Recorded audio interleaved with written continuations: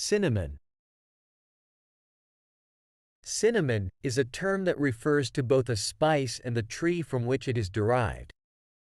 The spice itself is made from the inner bark of trees from the Cinnamomum genus.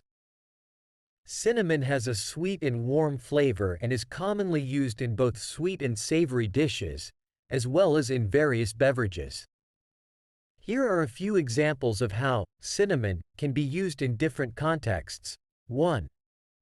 Spice. I love the aroma of cinnamon in my morning coffee. This apple pie recipe calls for a teaspoon of ground cinnamon. Cinnamon is often used to add flavor to baked goods like cookies and cakes. 2. Tree. The cinnamon tree is native to Sri Lanka and India.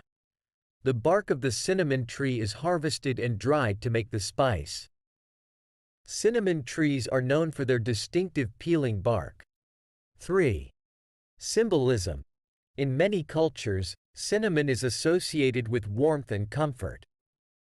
Cinnamon is often used in aromatherapy candles to create a cozy atmosphere.